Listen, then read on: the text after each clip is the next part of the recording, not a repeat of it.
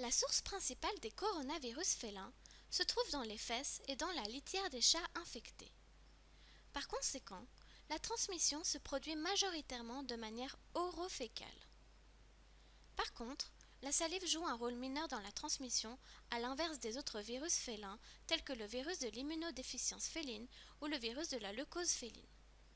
En plus, le coronavirus félin peut survivre dans un environnement sec 7 semaines et peut donc également être transmis de manière indirecte via les objets des animaux, les chaussures, les mains, les habits et même lors d'expositions félines. Cependant, le coronavirus félin est rapidement rendu inactif par la majorité des détergents ménagers et désinfectants. La transmission transplacentaire, par contre, est décrite comme très rare et surviendrait dans le cas où la chatte développerait la PIF durant sa gestation. Étant donné que le coronavirus félin est transmis par voie orofécale, l'infection a primairement lieu à travers le nez et le pharynx. Les coronavirus félins se répliquent dans un premier temps dans les cellules épithéliales du pharynx, dans les cellules épithéliales respiratoires et dans les cellules épithéliales intestinales, ainsi que dans leurs nœuds lymphatiques régionaux.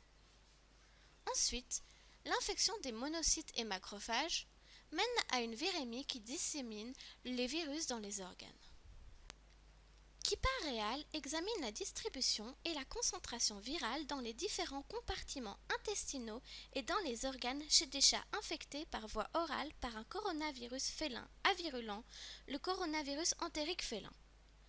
À différentes périodes, du jour 14 au jour 80 après l'infection, ils ont également procédé à d'autres mesures telles que l'excrétion virale fécale et la présence de virémie. Tous les chats expérimentalement infectés sont restés cliniquement sains. Aucun changement indiquant la PIF n'a été aperçu. Kippa Real montre que le coronavirus entérique félin peut infecter l'intestin entier, mais que le côlon est le site majeur de persistance du virus. De plus, il décèle la présence d'antigènes du coronavirus félin à haute concentration dans les cellules épithéliales prismatiques du côlon.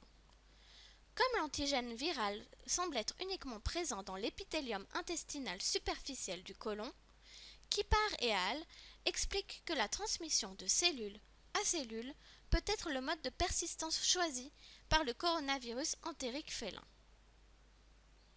En plus du côlon, le foie et les nœuds lymphatiques mésentériques sont plus fréquemment infectés que les autres organes. Comme nous montre ce graphique, les nœuds lymphatiques mésentériques possèdent une concentration élevée comparée aux autres tissus lymphatiques tels que la rate, les amygdales et le thymus. Cette découverte indique une distribution principalement locale du virus, de l'intestin aux nœuds lymphatiques régionaux, via la lymphe. Quant à la forte présence du virus dans le foie, elle est expliquée par le fait que la veine porte y conduit le sang depuis les intestins. Une association entre la persistance virale dans l'intestin et l'excrétion fécale du virus est aussi démontrée.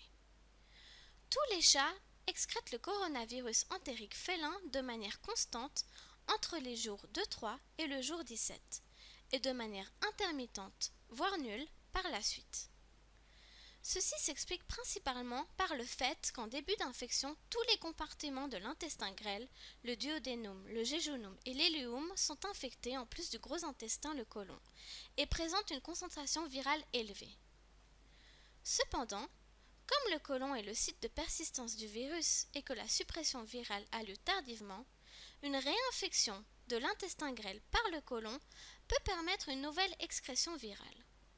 Ceci explique la possible excrétion virale fécale intermittente après le jour 17 d'infection. Ces résultats attestent donc que les porteurs sains peuvent représenter une source constante de coronavirus félin par l'excrétion fécale.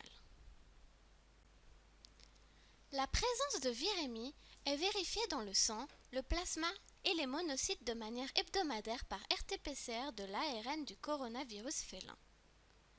Un pic de virémie apparaît une semaine après l'infection et décline par la suite. Aucun chat ne semble être virémique pendant l'entière période de test. La présence d'ARN du coronavirus félin dans les organes sans virémie détectable indique que le virus peut infecter et persister dans les cellules autres que les monocytes et entérocytes.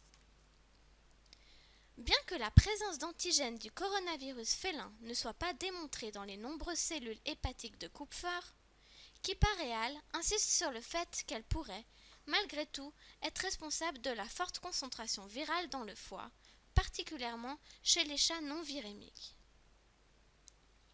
La figure C prouve, contrairement au foie, la présence d'antigènes viraux dans les macrophages intravasculaires pulmonaires des poumons d'un chat non virémique.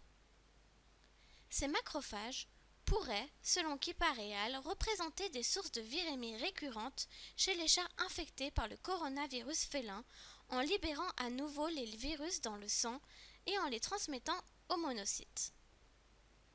En effet, l'expérience souligne qu'au jour 80, un plus grand nombre d'organes est positif au coronavirus félin comparé au jour 40, signalant ainsi une infection des organes par une virémie récidivante.